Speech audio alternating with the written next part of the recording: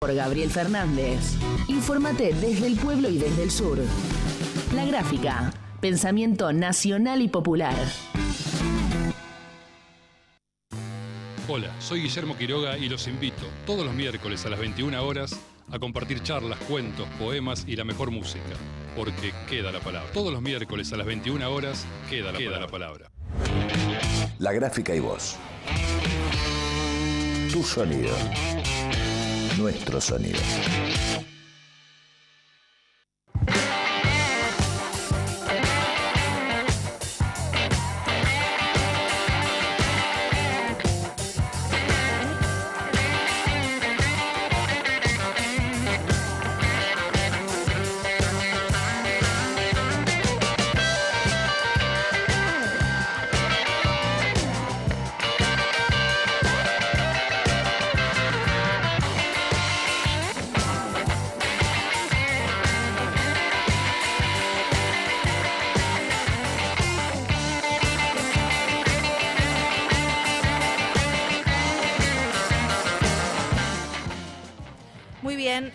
Buenas tardes a todos y a todas. Es lunes 29 de septiembre. Estamos iniciando nuestro programa número 18 de Laudatistas, el programa semanal de la Alameda, que se transmite por Radiográfica.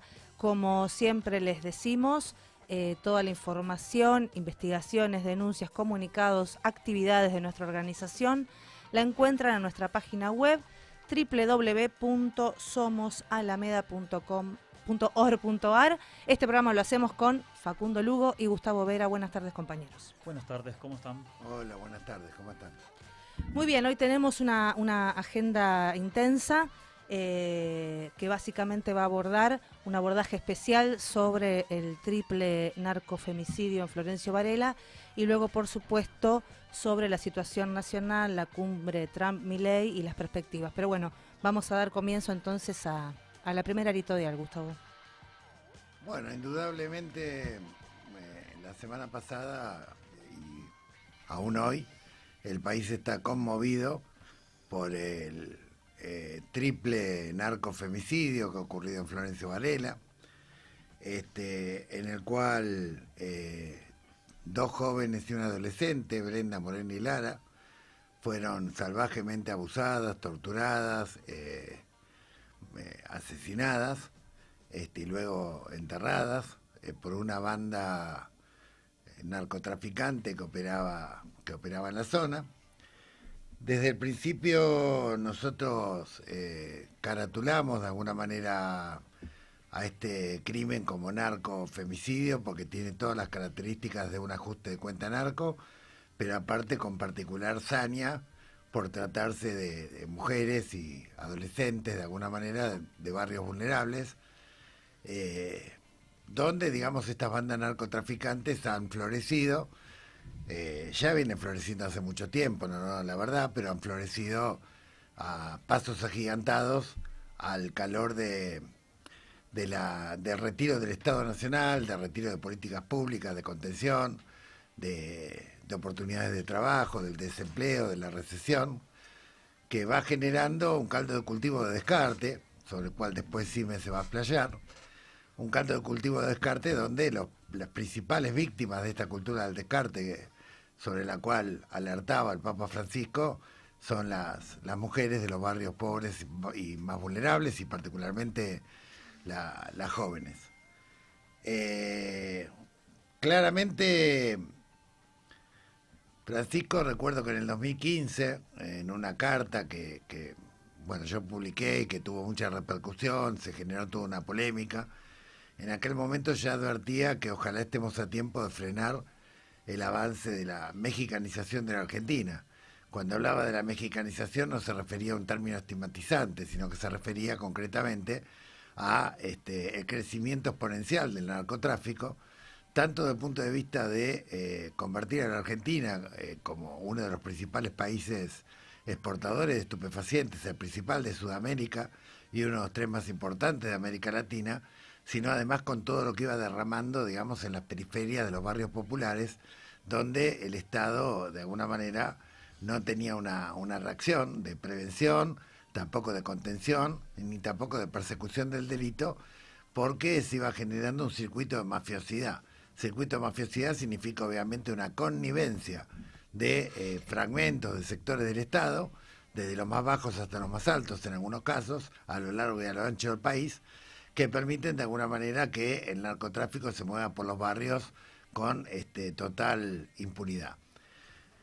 Tiene razón el gobernador Axel Kicillof cuando caracteriza que este es un fenómeno transnacional, que este es un fenómeno federal, que este es un fenómeno que ocurre de Ushuaia a La Quiaca, que es un fenómeno que hay que atacarlo de manera coordinada e interinstitucional, y a eso le agregamos una corroboración científica, que el crimen organizado no puede avanzar si no es mediante la complicidad estatal de alguna manera o la connivencia de algunos sectores del Estado. De hecho, en el barrio donde vivían estas tres jóvenes, ya desde hace tiempo que estas bandas operaban con total impunidad, vendiendo droga, tratando de contaminar a pibes y pibas en situación de desesperación, utilizando páginas virtuales para tratar de alguna manera de ofrecerles una salida a través de la caída en la prostitución. Y digo la caída en la prostitución porque no se puede considerar a la violación sistemática de una mujer como trabajo.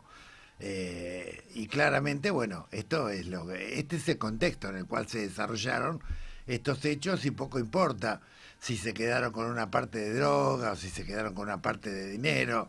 Acá lo que importa es que no hubo una prevención a tiempo, no hubo una contención a tiempo, y además hubo un asesinato planificado con todos los recursos propios de una banda narco, digamos, una camioneta, otro vehículo que lo seguía, una casa operativa, un lugar donde se cava una fosa mucho antes, digamos, de que se perpetrara crimen, una transmisión en vivo para 47 lugartenientes. Bueno, en fin, tenemos todos los condimentos de alguna manera de lo que pretende ser una especie de pedagogía del terror, una especie de terror, digamos, hacia la propia banda y hacia otras bandas respecto a qué les puede pasar si los mexicanean, y también respecto al Estado, o sea, el saberse de alguna manera impunes y el saberse que se movían de alguna manera en un ecosistema que ellos conocían. Estas bandas tenían su cabecera de puente, de alguna manera su base logística en barrios de emergencia de la capital federal, la 1114, la 2124, lugares donde ya hace más de una década y media se viene denunciando, digamos, la instalación de alguna manera de carteles de narcotráfico bastante importantes, liderados por Marcos Estrada, que si bien fue deportado del país, sigue operando desde afuera del país, y han quedado varios de sus lugartenientes activos. A pesar de la presencia de la Gendarmería, a pesar de la presencia de la Policía Federal, a pesar de la sistemática cantidad de denuncias como al respecto, nunca se terminó de extirpar de raíz a estas bandas porque se nutren de un contexto general en el cual el narcotráfico se enseñorea en toda nuestra patria y donde se ha convertido en un negocio multimillonario de exportación de estupefacientes hacia Europa, de cocaína, de marihuana transgénica también, de fentanilo, también de efedrina, en fin, no es solamente un problema de fronteras, más allá de que por las fronteras pasa de todo, y particularmente por fronteras como la de Orán y Aguas Blancas, o la de Villazón y La Quiaca, o la de Clorinda, Nanagua, Asunción y Las Lomitas, o por la triple frontera. No es solamente un problema de la hidrovía, es un problema estructural. Estructural significa que evidentemente hay en los más altos poderes del Estado, de los tres poderes del Estado, se ha sido totalmente tolerante y permisivo respecto a la creciente penetración del narcotráfico en nuestro país. Esto viene ocurriendo desde los años 90 y obviamente al calor de la desocupación, al calor de la miseria, al calor de la falta de oportunidades, obviamente se va desparramando en los barrios y va dejando su secuela de miedo, de terror, de muerte, que ahora ha tenido un capítulo muy parecido al que vemos en otros países, a los que se han visto en Brasil o en Paraguay, con el Comando Barmelo o con el Comando de la Triple Alianza, los que se han visto con los Maras, lo que se ha visto muchas veces en México con el cartel de Sinaloa. Bueno, ahora estamos empezando de alguna manera a tener una pedagogía del terror sumamente brutal, sumamente bestial, que intentan instalar los narcos, que de alguna manera reemplazan a ese Estado que se retira y del cual el presidente Milei se jacta de que se retire. Y hay un huevo de la serpiente, obviamente, que explica también el crecimiento exponencial del narcotráfico en nuestro país. Y ese huevo de la serpiente, a nuestro modo de ver, tiene que ver con el sistema laxo de financiamiento de las campañas y de los partidos que existe en la Argentina, que es un sistema mixto, con un aporte de fondos estatales sumamente exiguo, con un tope de aportes privados ridículo, y donde además se permite el aporte de figuras jurídicas, empresas, asociaciones, fundaciones, que obviamente, y además hay pocos controles y ninguna sanción, con lo cual es un festival de dinero negro, lavado de activos, vínculos promiscuos con el crimen organizado, vínculos promiscuos con empresas que después imponen condiciones que avanzan en dirección a la corrupción o el extractivismo. Es decir, cuando la política se viene financiando más de manera oscura que de manera formal, obviamente se empieza a crear lo que los italianos llaman un circuito de mafiosidad, que es básicamente una relación de alguna manera promiscua, una relación de connivencia, de tolerancia entre las autoridades concretamente que tienen que gestionar en la función pública y el crimen organizado. Y esto también obviamente se manifiesta en otros poderes del Estado. Lo hemos visto también en la justicia, ya hay algunos jueces que han sido destituidos, algunos que otros no harán, algún fiscal federal en Paso de los Libres, algún juez federal que en este momento está por caer en Santa Fe. Hay un largo historial de jueces fiscales también, obviamente también de fuerzas de seguridad, en las cuales ha habido causas por involucramiento en situaciones de narcotráfico, pero la política también tiene mucho que ver, y de esto hablaremos en el programa de hoy, porque obviamente en estos días que sale a la luz que no era solamente un avión y no era solamente una camioneta, lo que José Luis Esper recibía de Fred Machado, un narcotraficante que hoy tiene orden de extradición, digamos, y una condena por narcotraficante, no era tampoco una casualidad o un desliz, la causa de los aportantes truchos y muchas causas en las cuales ha habido menor o mayor escala, tratándose de campañas de municipios o de provincias o a nivel nacional, en la cual se han salpicado elementos de corrupción y elementos de vinculación del Estado o de los poderes del Estado con la mafia y con el crimen organizado, y este es el caldo de cultivo sobre el cual se desarrolla el narcotráfico, sobre el cual se desarrolla el narcomenudeo que se desparrama en los barrios y va configurando microestados, y sobre el cual de alguna manera se desarrolló estas muertes bestiales, digamos, de estas tres jóvenes por parte de estas bandas. Y obviamente de cómo resuelva el Estado esta cuestión va a depender si esto se va a multiplicar, si esto va a ser una especie de nueva normalidad de la barbarie, o si de alguna manera le vamos a poner un freno.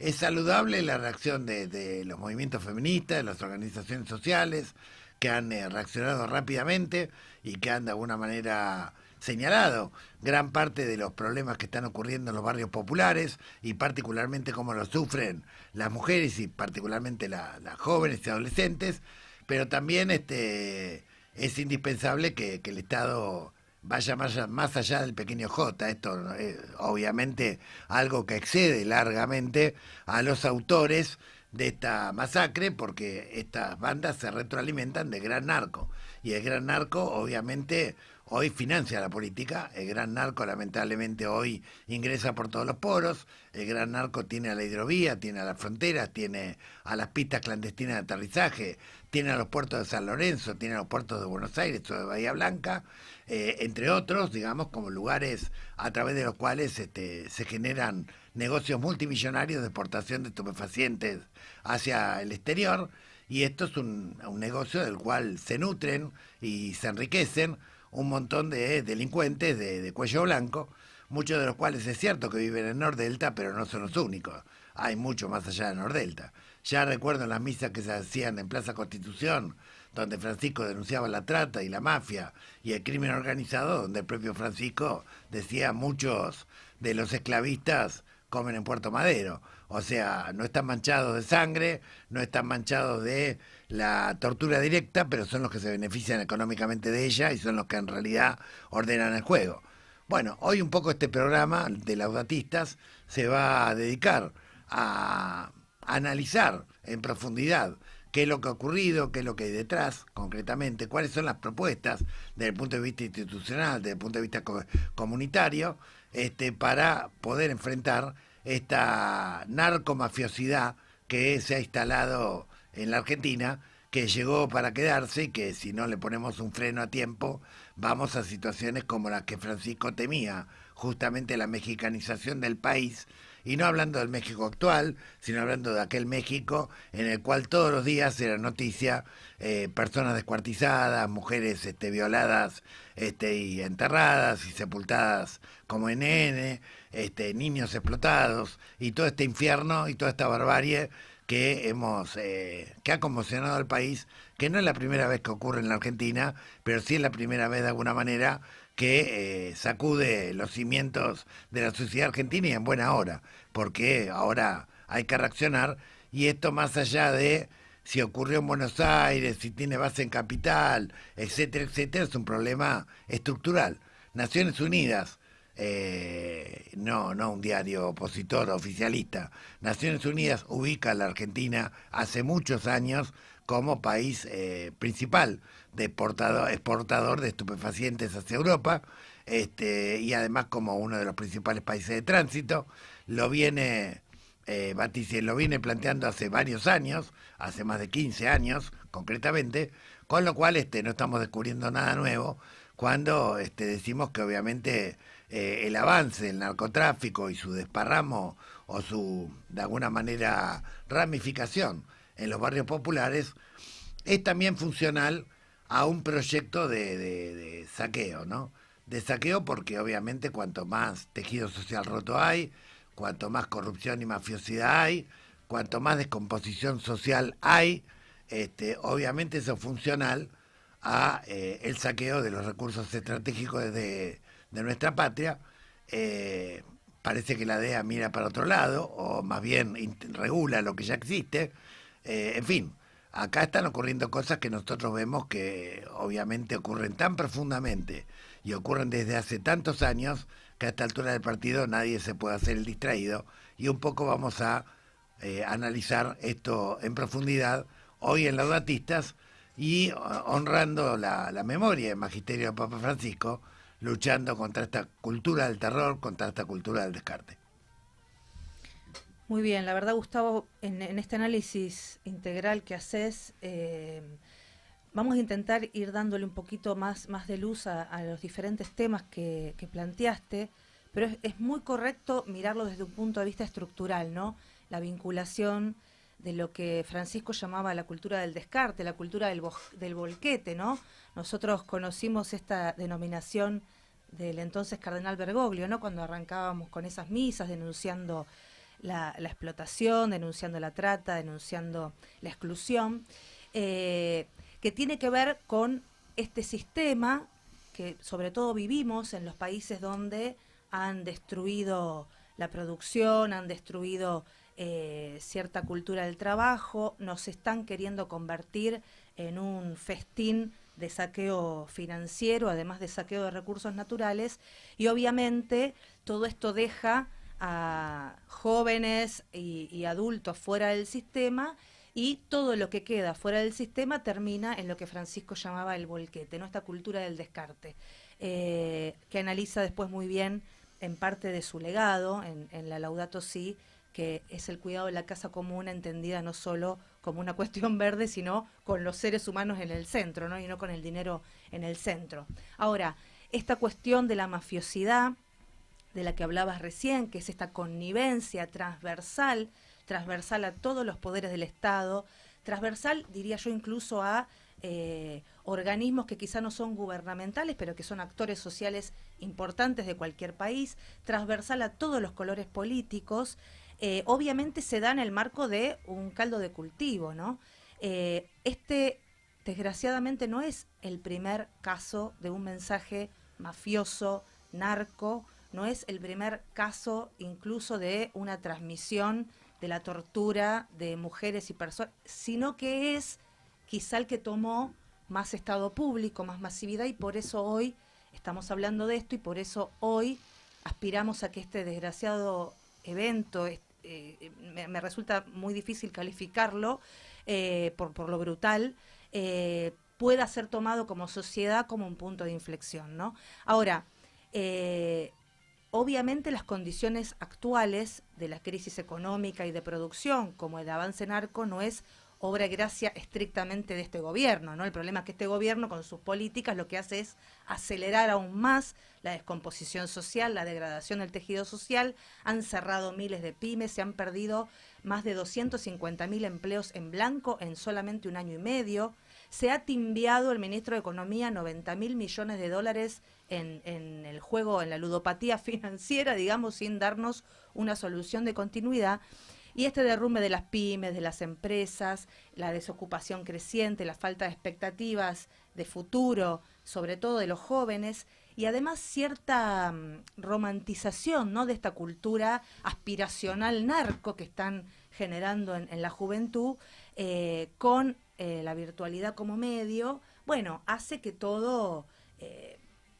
digamos, incluso este descarte que hace la sociedad sobre los jóvenes muchas veces no se viva inicialmente en esos jóvenes como un descarte, ¿no? Hay una especie de aspiracional del reviente bastante importante. Ahora, la falta de horizonte laboral, que tiene que ver con cómo se fueron estructurando políticas que han destruido el sistema productivo de nuestro país, también están de la mano. El otro día, no sé si ustedes leyeron, parte de lo que plantea el presupuesto nacional es la desaparición, por ejemplo, de las escuelas técnicas. Es la desaparición, digamos, de estructuras educativas que propenden a que los pibes y las pibas adquieran conocimientos que permitan desarrollar su creatividad, producir, digamos, no estar pensando que el futuro es OnlyFans, que el futuro es la falo, que el futuro es cualquier cosa, menos un horizonte digno para la vida. Entonces, las escuelas no tienen presupuesto, no tienen programa de contención.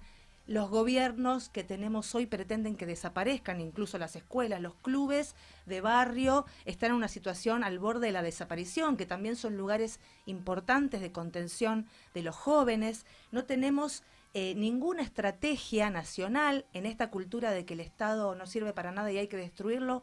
No hay ninguna estrategia para abordar las cuestiones de consumos problemáticos, para abordar las cuestiones de rescate de esos pibes que cayeron en el consumo problemático, para abordar la construcción del futuro.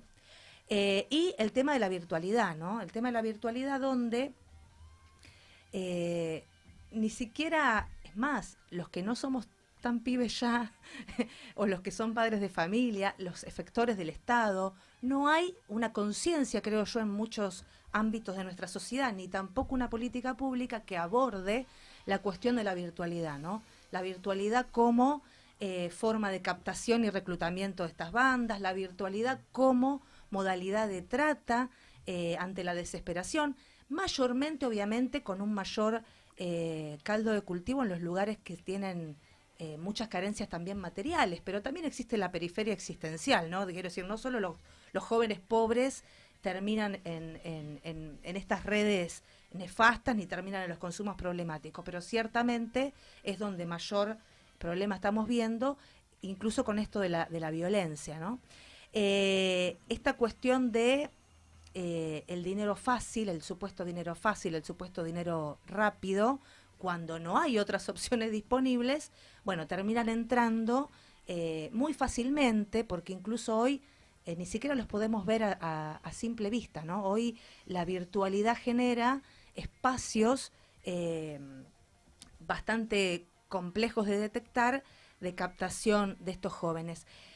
El Estado bobo, el Estado cómplice o el Estado ausente, cuando se retira objetivamente de pensar un país en forma integral, de pensar un país que nos brinde futuro a todos y a todas, lo que hace es que los espacios donde no tenemos eso construido como comunidad a través del Estado, que es la forma que tenemos de ayudar a construir comunidad, lo que hace es que esto lo copen estas bandas narcocriminales que hoy, muchachos y muchachas que nos escuchan, no solo dan préstamos a los que están ahorcados porque no llegan fin de mes, o cuando te tienen que pagar la fiesta de 15 a la piba, o se casa el hijo y no tienen cómo. Hoy asfaltan las calles, ponen luminarias en los barrios populares abandonados a la buena. Es decir, empiezan a convertirse en microestados mafiosos, digamos, bueno, con todo lo que esto implica, ¿no? Pero yo también quiero agregar algo más a esto, es parte de mis discusiones también con las empresas con las que tengo que tratar por cuestiones gremiales, por eso lo traigo, porque para mí es central. Nosotros cuando hablamos de estas cosas, o podemos tender a pensar que es una cuestión meramente judicial, podemos tender a pensar que es una cuestión meramente policial, podemos tender a pensar que solo tiene que ver con los jóvenes marginales y sus circunstancias, pero también aquí tenemos muchos actores sociales de los que manejan parte del poder en este país que se lavan soberanamente las manos respecto de sus verdaderas responsabilidades sociales, ¿no? Una vez lee esto de la responsabilidad social empresaria y te venden que es juntar a 3 empleados y plantar un árbol en una esquina y decir que son amigos de la naturaleza. No. La primera responsabilidad social empresaria de las grandes empresas nacionales o multinacionales es dejar de precarizar trabajadores. Si yo un joven laburante lo tengo precarizado, se toma 3 bondi para venir, 3 para ir, labura 10 horas, lo discriminan de todas las formas posibles, vuelve al barrio y gana el triple sintiéndose un capo, siendo mulo de los narcos, bueno, ¿qué estamos generando? Entonces creo que también cuando planteamos mesas de trabajo, cuando planteamos políticas de Estado, también tienen que estar las grandes dadoras de trabajo haciendo de la responsabilidad social de las empresas una bandera distinta. Porque hoy, mientras se fumaron 90.000 millones de dólares en la timba, mientras no sabemos qué le quieren entregar a Trump a cambio de lo que fueron a buscar, mientras todo esto ocurre, los voceros de las empresas y de la política de este país están diciendo que el problema que tenemos es que falta más reforma laboral, falta más precarización laboral. Entonces, bueno, todo es un generar y seguir generando el caldo del cultivo para el descarte. Entonces, esto que Francisco alertaba desde hace casi más de 20 años respecto del volquete, de a dónde van los jóvenes descartados, los jóvenes, hombres, mujeres, niños, niñas, descartados del laburo, descartados de la escuela, descartados del club, descartados del futuro. Bueno, ese vacío lo tenemos que llenar como comunidad, obviamente con la intervención de todo lo que tenga que intervenir respecto del Estado, porque lo que no llenemos como comunidad lo van a seguir llenando los narcos, y si queremos que este incalificable, para mí no sé qué calificativo ponerle por lo brutal realmente, de este triple narcofemicidio de Lara, Brenda y Morena, por los cuales pedimos la máxima justicia, si queremos que esto sea un punto de inflexión, vamos a tener que tomar el toro por las astas como comunidad, ¿no? ¿Qué pasó desde el punto de vista judicial? ¿Cómo analizar esto, Facundo? Bueno, primero para decir que creo que desde el 2013 aproximadamente venimos hablando desde la Alameda, con aquel Congreso Antimafia, de no ver este tipo de delitos como compartimentos estancos, sino verlos como ecosistema, ver a las organizaciones criminales como holding mafiosos, sino como que se dedican solamente a un rubro a otro, teniendo siempre en cuenta lo que tiene que ver con la acumulación de dinero, el objetivo de estas bandas y para lo que ocupan territorios tiene que ver con la acumulación de dinero. Y una parte importante respecto de, bueno, qué hacer, porque obviamente frente a estos dramas, a estas causas, a lo potente que fueron esas imágenes y todos los detalles que se vienen conociendo, qué hacer como comunidad. Y nosotros hace varios años, pero particularmente desde el caso Logan, venimos trabajando lo que tiene que ver con la búsqueda de paraderos o frente a la desaparición particularmente de niños, niñas, adolescentes, personas jóvenes, que en general se naturalizan y como efectivamente se resuelven en las primeras horas, muchas veces siempre decimos, como para graficarlo, es medio un saludo a la bandera. Y esto pasa tanto en los barrios, en las ciudades del conurbano, como en las comunidades tal vez más alejadas de los centros urbanos. Y ahí decimos nosotros siempre que hay un protocolo de búsqueda de personas del año 2019, elaborado por el Ministerio Público Fiscal. Ahí tomó intervención la Protex, a la que siempre nombramos, la Procuraduría Antitrata, que conoce este tipo de temas y que, por ejemplo, interviene en la sala de situación previo al lanzamiento de la alerta Sofía. Nosotros siempre decimos, la desaparición de una persona, la primera reacción no tiene que ser, digamos, siempre vincularla con un delito. Una persona puede alejarse de su centro de vida, bueno, por motivos laborales, por motivos familiares, por motivos económicos, por motivos de salud, vinculados, por ejemplo, a alguna afectación mental o algún consumo problemático. Puede haber también inclusive una decisión, siendo personas mayores de edad, de, digamos, por propia voluntad alejarse de su centro de vida. Pero también lo que mencionamos es que hay determinados casos, determinadas situaciones que, contextualizadas, digamos, en la situación en que esa persona desapareció, tenemos que afinar un poco la puntería, darle una mirada vinculando algún delito, o también vinculado a un delito de criminalidad organizada, como puede ser la trata y explotación de personas. Y ahí siempre hablamos básicamente de dos parámetros. Por un lado, la vulnerabilidad, es decir, en qué circunstancias se desarrollaba la vida de esta persona, si era un barrio carenciado, si estaba escolarizado o escolarizada, si iba a un club de barrio, si asistía a algún merendero, algún comedor. Es decir, cuál era el vínculo, cuál era su red de contención. Y siempre recordamos algo que es importante en estos casos, repasar: la vulnerabilidad no es solamente económica, puede ser también emocional, y acá entra el segundo factor de importancia a tener en cuenta, que es la franja etaria.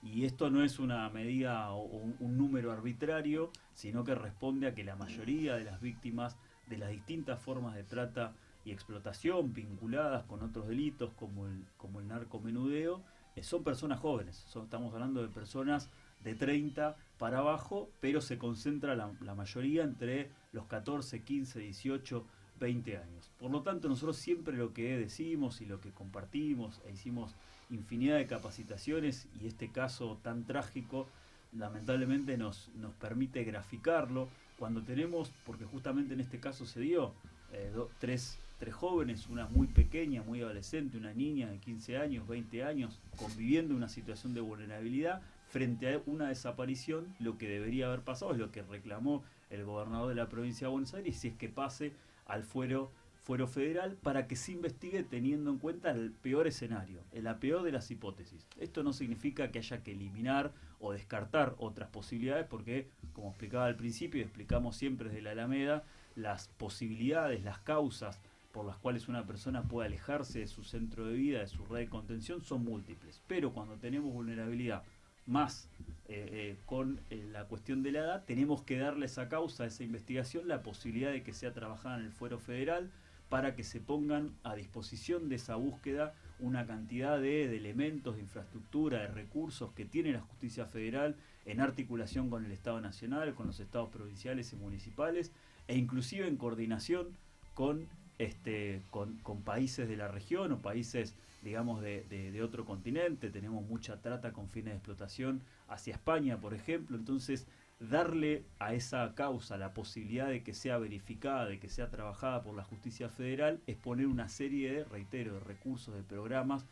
Tal vez el más conocido, pero no el único, es la alerta Sofía, que en el caso Logan, por ejemplo, fue activado, en el caso Lian de Córdoba también, la posibilidad de que intervenga la Interpol, que por ejemplo en este caso, en la búsqueda de uno de los imputados, también se lanzó una alerta roja. Pero también es poner a disposición un montón de recursos que tiene el Estado Nacional, por ejemplo la tarjeta SUBE, por ejemplo la ANSES, migraciones, las fuerzas federales, que no quiere decir que no se puedan activar si no se hacen desde la justicia provincial, pero que demora mucho más, porque la justicia federal está pensada para poder abordar fenómenos de criminalidad organizada, algo para lo cual no está preparada la justicia provincial. Por eso, enhorabuena, así como pasó con el caso Logan de manera muy retrasada, en el caso Lian a las pocas horas, con lo cual ahí también hay un aprendizaje, pero esperamos también que esta causa pase lo más rápido posible al fuero federal, que es donde debe estar investigando, considerando obviamente todas las actuaciones que tuvieron lugar en la justicia provincial. Sí, a mí me parece que hay que remarcar algunas cuestiones. La primera, obviamente, es que nosotros, obviamente, no tomamos este tema aisladamente, sino en el contexto estructural que ya mencionamos. Pero en relación a la causa específica, acá primero falló la prevención, vamos a ser claros, porque ya en el barrio se sabía que estas chicas estaban de alguna manera en situación de prostitución, que habían sido captadas por páginas virtuales, lo sabía prácticamente todas sus compañeras, amigas, conocidas, etcétera.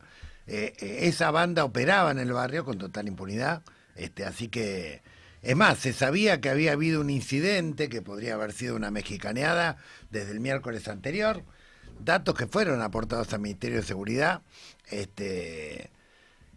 La justicia provincial, los fines de semana, cuando estallan estos casos, muchas veces suele haber problemas para comunicarse y para que actúen a tiempo los fiscales, para que den las órdenes pertinentes y lo ubiquen a la altura de las circunstancias.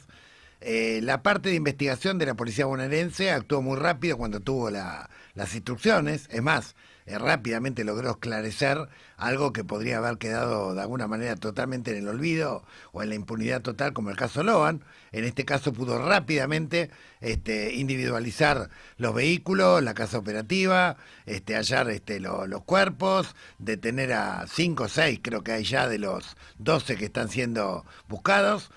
Coordinó con otras fuerzas también, se ha movido con bastante rapidez y esto hay que celebrarlo. Lo que no hay que celebrar es la falta de prevención, una justicia ordinaria que trabaja bastante mal, que después se fue apoyando en el transcurso de la semana en la Procunar, en Protex, en organismos federales, pero que todavía está reteniendo la causa en el fuero ordinario, cuando es una causa claramente de carácter federal, y es el juzgado federal de Morón a quien le corresponde concretamente llevar adelante la causa junto con Procunar, con la UIC, con la FIP, con todos los organismos que sean necesarios para ir a fondo de alguna manera, no solamente en la captura de los responsables materiales e intelectuales de este hecho puntual, sino los que están más arriba, concretamente cómo desmantelás la red narco que alimenta a estas bandas de algunas criminales que operan concretamente en los barrios, y obviamente también a la justicia federal le corresponde investigar lo previo. Lo previo significa cómo operaban con total impunidad en el barrio, a ojos luz, a vista de todos los vecinos. Esto no era algo que desconocían los vecinos o que les causó sorpresa la irrupción de alguna manera de estas bandas narco. Por lo tanto, hay un tema que tenemos claramente que llevar, que investigar. En esto no es una cuestión de camisetas partidarias, esto es una cuestión que tiene que ver con la vida y con la dignidad del pueblo. Donde hay narcotráfico, sea en Rosario, sea en Córdoba, sea en Corrientes, sea en Provincia de Buenos Aires, donde hay narcotráfico expandido, no solamente hay ausencia de políticas públicas, sino que también hay alguna omisión o complicidad o tolerancia de algunos sectores del Estado, que pueden ser fuerzas de seguridad, pueden ser sectores judiciales. Está muy bien, obviamente, caratular como femicidio, digamos, lo que ha ocurrido, pero es incompleto, porque acá fue en un contexto de narcotráfico. Por lo tanto, esto cae de maduro, que esto tiene que ser juzgado por el fuero federal, y ya han pasado una cantidad de días importantes en el cual todavía el traspaso de la justicia federal no ha ocurrido, y nos parece que es preocupante. Digamos que esto hay que rápidamente subsanarlo y establecer una coordinación interjurisdiccional, como planteaba el gobernador, atendiendo a que este es un problema federal, obviamente, y como todo problema federal lo tiene que abordar la justicia federal, los gobernadores, digamos, en una reunión federal con el presidente de la nación, en el cual tienen que coordinar además políticas de prevención, de contención, algunas políticas públicas que nos resguarden de el peligro de mexicanización que ahora estamos teniendo, de mexicanización, digamos, no por el actual México, sino por el momento más oscuro de México, de alguna manera, donde este tipo de asesinatos, de narcofemicidios, que estaban a la vuelta de cualquier esquina, ¿no? Sí, totalmente. Además de esta cuestión de las falencias en lo judicial, también estamos asistiendo a cierta polémica pública, ¿no?, alrededor de la difusión, ¿no?, de esta foto del pequeño J, el llamado pequeño J, que sería el líder de esta banda esta banda pequeña, de este desprendimiento, que serían los autores intelectuales del triple narcofemicidio de Lara, Brenda y Morena. Y mucha gente tiende a pensar que no es posible. Primero hay algo que hay que decir, ¿no? En Pequeño J y este tipo de pequeños líderes de banditas chiquitas no son los grandes narcos, que obviamente no viven ni en la villa ni en los barrios populares, no está claro. Ahora, son desprendimientos de esos grandes narcos, y muchos se sorprenden o se apostan incrédulos ante la posible existencia de gente tan joven a cargo de tan demenciales y atroces sucesos, ¿no? Entonces también, recontra brevemente, queremos alertar sobre que no es una fachada, no es un invento de los medios. Efectivamente existen bandas lideradas por gente muy muy joven, que son o bien desprendimientos de bandas más grandes cuyos líderes cayeron en desgracia, fueron asesinados, están en cana, se parten en 20.000 pedazos. Los más jóvenes van tomando el lugar de esos que eran más grandes y más experimentados, por decirlo de alguna manera, con algunos componentes diferentes, ¿no? Estos jóvenes delincuentes, a diferencia de los más viejos, los más históricos lugartenientes de estas bandas, consumen la misma droga que venden, por lo tanto su comportamiento por supuesto es mucho más errático, no tienen capacidad de liderar con estrategia en la cabeza estas cuestiones. Y por otro lado, al ser más jóvenes y carecer de estas experiencias, obviamente recurren a la máxima violencia posible en su disputa con otros, digamos, por los territorios, digamos, o como en este caso se supone que tenía que ver con la venganza por haberlos dejado mal parados, digamos, al joven líder de esta banda, ¿no? Y para nombrar solo algunos ejemplos, que no todos son de afuera, también tenemos aquí, por ejemplo, ha habido en Brasil, en el Comando Vermelho y en el PCC, dos grandes bandas narcos. También ha habido en las favelas de Río y de San Pablo algunas jefaturas, digamos, locales más pequeñas, en manos de jóvenes de 20 y pico de años, que donde mayormente se dan estas cosas, que son los que controlan los pequeños puntos de venta, no son los grandes narcos, controlan pequeños territorios, y allí se han visto altísimos escenarios de violencia y de enfrentamiento en el cuidado de esos territorios. En Colombia lo mismo, en Medellín y en Cali, también en los barrios populares, jóvenes que se han detectado entre 18 y 25 años son los que dirigen las cuadrillas territoriales más pequeñas, digamos, en estos barrios, y lo mismo, ¿no? Esta lógica entre estas cuadrillas que se da con una muy muy alta tasa de homicidios y un nivel de violencia desproporcionado, porque carecen de otras herramientas para el liderazgo, ¿no? En México también desprendimientos del Sinaloa, los llamados Juniors, lo mismo, ¿no? Fueron bandas dirigidas por jóvenes de no más de 30 años, que solían ser hijos, sobrinos, algún tipo de pariente de aquellos líderes históricos que, una vez que desaparecieron del mapa por diferentes causas, tomaron las riendas de estos desprendimientos. Y lo mismo, ¿no? Al ser delincuentes sin experiencia, no tienen experiencia para negociar en los territorios, ni con los gobiernos, ni con la policía, y además consumen la propia mierda que venden. Bueno, todo esto lleva a una escala de violencia. Pero para hablar de algo cercano, lo hemos visto en Rosario, en Santa Fe. A partir del 2010 hubo un fraccionamiento de lo que conocemos como la banda de los monos, y esas astillas fraccionadas de aquella banda quedaron bajo el control de herederos muy muy jóvenes. Cuando asesinaron o encarcelaron a los líderes mayores, estos jóvenes no tenían más de 25 años al quedar a cargo de estos territorios, y las disputas, lo hemos visto, ¿no? Las disputas terminaron a balazos, con homicidios casi todos los días, incluso con exposición pública de los mismos, y en el conurbano bonaerense también se ha detectado en San Martín, en Quilmes, en Lomas de Zamora, en varios lugares, el mismo tipo de metodología. Es decir, lo que queremos resaltar es que, aunque parezca inverosímil para las personas que no están habituadas a abordar esta temática, cuando las grandes bandas o las más grandes bandas se dividen o sus líderes caen en desgracia, por decirlo de alguna manera, al tomar los jóvenes la posta, bueno, ha habido y sigue habiendo casos muy, muy violentos por parte de estos nuevos líderes que efectivamente son muy jóvenes y que efectivamente son muy crueles.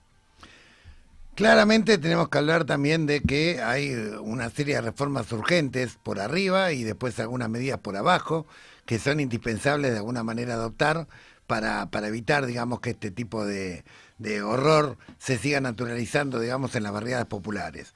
En primer lugar, hay que unificar claramente los fueros, la coordinación interinstitucional federal es urgente, la inteligencia criminal también. Hay que ampliar la ley del arrepentido para que permita esclarecer mucho más a fondo de alguna manera estos casos y poder ir hasta la raíz, porque hay que pensar que detrás de Pequeño J está Marcos Estrada, el legendario narcotraficante que operaba en la 1114, que fue expulsado a Perú y que a través de familiares sigue operando, digamos, en la República Argentina, y obviamente tiene banca mucho más grande de carteles que lo están sosteniendo. Tiene que intervenir mucho más fuertemente la UIF en la persecución del lavado de activos, en la trazabilidad también el ARCA. Pero lo más importante es que tenemos que sacar una lección de todo esto, y es que hay que reformar la ley de financiamiento de los partidos y hay que prohibir el financiamiento de cualquier sujeto jurídico, empresa, asociación, fundación, sindicato, lo que fuere, ¿sí? El financiamiento tiene que ser predominantemente estatal, y si se permite algún aporte tiene que ser de alguna persona física bancarizada, que se puedan chequear sus antecedentes y con un tope que sea razonable y acorde de alguna manera a los ingresos que ese aportante tiene. Hay varios países que en los últimos años, a raíz de episodios de corrupción o de mafiosidad, han justamente adoptado este sistema, un sistema en el cual se prohíbe explícitamente el financiamiento de las empresas privadas, explícitamente se prohíbe un descontrol, digamos, respecto a los aportes físicos o jurídicos. Entre ellos México, no por casualidad. México, después de todo lo que atravesó, tuvo varias reformas, una en el 2007, otra en el 2014, donde hay un predominio de financiamiento estatal y solamente aporte de personas que sean perfectamente verificables en sus antecedentes y acorde a su patrimonio. Lo mismo ha ocurrido en Brasil después del episodio Odebrecht, en el cual también ahora está totalmente prohibido el financiamiento de empresas, asociaciones, fundaciones, etcétera, a los partidos políticos. Lo mismo ocurrió en Chile, no hace mucho. La reforma fue entre el 2015 y el 2016. Lo mismo en España, 2007. También en aquel momento tuvieron escándalos de corrupción, de heroína, de lavado de dinero, etcétera, etcétera. Lo mismo en Portugal, 2003, recordarán, una crisis de corrupción también bastante grande. O sea, los países, a partir de episodios en los cuales observaron que tenían una gangrena y tenían de alguna manera un foco infeccioso de mafiosidad a nivel estatal, cortaron por lo sano y transparentaron el sistema de financiamiento con penas muy duras para aquel de alguna manera que lo saltee. Nosotros seguimos con un sistema mixto, híbrido, que permite el financiamiento en negro, que permite el lavado de activos, que permite de alguna manera todo tipo de truchaje, como ocurrió con la causa de los aportantes truchos, como ocurrió con la campaña de Sper en el 2019 con Fred Machado, y como en un montón de casos más que podríamos seguir enumerando de alguna manera a lo largo y a lo ancho del país. Si no cortamos con eso, obviamente no vamos a solucionar el problema de raíz. Muy bien, vamos a, bueno, como saben tenemos obligaciones electorales con las tandas, así que vamos a ir a la tanda con los spots electorales y volvemos para el cierre de Laudatistas. Espacio cedido por la Dirección Nacional Electoral. Soy Mariano Recalde y vengo a proponerte que seamos libres de verdad. Mariano Recalde, candidato a senador nacional por la ciudad de Buenos Aires. Fuerza Patria, lista 503. Espacio cedido por la Dirección Nacional Electoral. Manuela Castañeira, el Congreso. La izquierda en la ciudad. Keverlin D'Ambrosio. Senadores por Cava. Lista 350. Espacio cedido por la Dirección Nacional Electoral. Tenemos la fuerza y la decisión de cambiar. Alejandro Katz, candidato a diputado nacional por Cava. Lista 343, Movimiento de Jubilados y Juventud. Espacio cedido por la Dirección Nacional Electoral. La libertad avanza o Argentina retrocede. Alejandro Fargosi, candidato a diputado nacional por la Ciudad de Buenos Aires. La libertad avanza. Lista 501. Espacio cedido por la Dirección Nacional Electoral. Que caiga mi ley.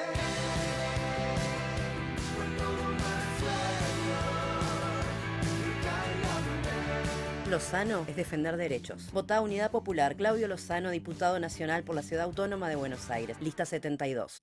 Radiográfica. 20 años. 20 años construyendo comunicación popular. 20 años sonando a Radiográfica.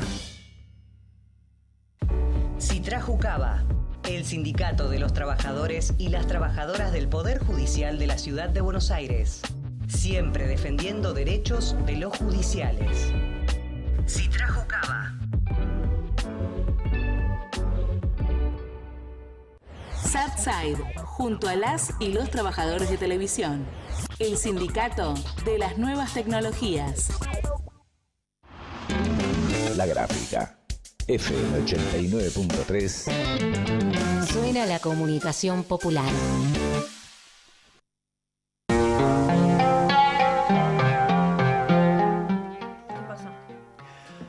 Ahora bien, después de todos estos análisis y diagnósticos de un planteo de reformas estructurales y urgentes que son necesarias en nuestro país, muchos se preguntarán, bueno, pero mientras tanto, ¿qué podemos hacer? ¿Cómo se puede proteger a cada comunidad? Hay una cuestión que es muy simple. Todos los vecinos saben, en cualquier barrio, dónde están los puntos narcos, cuáles son las bandas narcos, dónde están los principales delitos. Esto lo sabemos por experiencia propia, solo que los vecinos obviamente no denuncian porque no se quieren exponer a represalias y quieren cuidar su propia integridad y la de sus familias. Si los vecinos tienen canales a través de los cuales poder denunciar de manera anónima, gratuita y sin exponerse los delitos, claramente los delitos se ponen sobre la mesa. La Alameda ha recorrido mucho en este camino a lo largo, entre el 2011 y el 2014, por ejemplo, muchísimos barrios como Liniers, Flores, Floresta, Recoleta, Once, etcétera. Hemos hecho mapas del delito, lo hemos hecho en Rosario, también en el momento más álgido, junto con los vecinos y con las vecinas, donde los vecinos de manera anónima indicaban puntos en donde había talleres clandestinos, prostíbulos de explotación sexual, puntos y búnker narco, información que fue muy valiosa para desmantelar un montón de lugares donde ocurrían hechos mafiosos. También fue muy importante la colaboración con la Corte Suprema a partir del 2015, recuerdo, en el armado de lo que serían mesas interinstitucionales en cada municipio. ¿Qué es una mesa interinstitucional? Que el intendente convoca a la oposición y el oficialismo juntos, junto con el juez, junto con el fiscal, junto con la policía, junto con las organizaciones representativas de la sociedad civil de ese municipio. Entre todos tienen el mapa del municipio, marcan cuáles son los puntos más calientes donde ocurre mayor cantidad de delitos, sobre todo los vinculados a los delitos complejos, pero a todo tipo de delitos. Se instalan buzones lacrados con seguridad, con la fuerza de seguridad obviamente custodiando que esos buzones no sean dañados, que no sean destruidos, y se permite que la gente pueda de alguna manera hacer denuncias anónimas, y estas denuncias anónimas se abren delante de todos los que participan de esa mesa, ¿sí? Oficialismo, oposición, justicia, policía, etcétera, y a partir de ahí se judicializan las causas. Yo recuerdo, por ejemplo, una experiencia que hicimos en Esteban Echeverría, donde al primer mes se pudo desbancar a la banda del Rey Arturo, que era una banda de narcotráfico muy peligrosa y que los vecinos con precisión quirúrgica indicaron, digamos, cómo funcionaban. También hubo casos en municipio de Corrientes donde se destituyeron comisarios y cayeron bandas, aparte en Mirasoro, Santa Lucía, experiencias recorridas en las cuales los vecinos marcaron con exactitud dónde estaban estos lugares. Recuerdo que nosotros denunciamos 100 puntos narcos en la ciudad de Buenos Aires que fueron acreditados todos como, verídicos y comprobables por el fiscal Delgado en su momento, y que nos habíamos nutrido de los mapas del delito que elaboraban los propios vecinos. Entonces, la importancia que tiene la participación popular a partir de mesas interinstitucionales que convoque el propio municipio, en el cual, digamos, todos somos buenos, pero si nos controlamos, obviamente vamos a ser mejores. Ahora el punto es, si el municipio no la quiere convocar, y bueno, quizás tenga cola de paja, y quizás los vecinos tengan que movilizarse, y quizás tengan que presionar para que esto funcione concretamente y para que mientras tanto se puedan defender las comunidades de este avance bárbaro de crimen organizado ante un Estado, digamos, nacional que desmantela y desfinancia las políticas públicas. ¿Cómo lo ven? Sí, bueno, queda muy poco tiempo, simplemente agregar a esas experiencias que ya están recorridas y que obviamente hay que adaptarlas a cada territorio. Corrientes fue otra provincia que tomó este modelo. La importancia de la sensibilización, capacitación de los temas de virtualidad y como complemento en las escuelas. Siempre decimos, los niños, las niñas, las adolescentes, el único momento en el cual están 40 minutos sin un celular de por medio con un adulto que puede ser facilitador de estos temas es en las secundarias y en las primarias de nuestro país. Muy bien, son las 14 horas, nos vamos pidiendo justicia por Lara, Brenda y Morena y nos vamos con estas propuestas que dejamos y las vamos a seguir trabajando no solo en el programa, sino en nuestra cotidianeidad como organización de Ushuaia La Quiaca, porque para que esto sea un punto de inflexión, como bien señalaba Gustavo antes, hay que tomar las riendas también como comunidad. Gracias, Male, por la operación. Nos vemos el lunes que viene en Laudatistas. Hasta luego. Espacio cedido por la Dirección Nacional Electoral. Lo que intenta imponer Milei no es libertad. ¿Quién puede sentirse libre cuando deja la mitad del sueldo en el alquiler?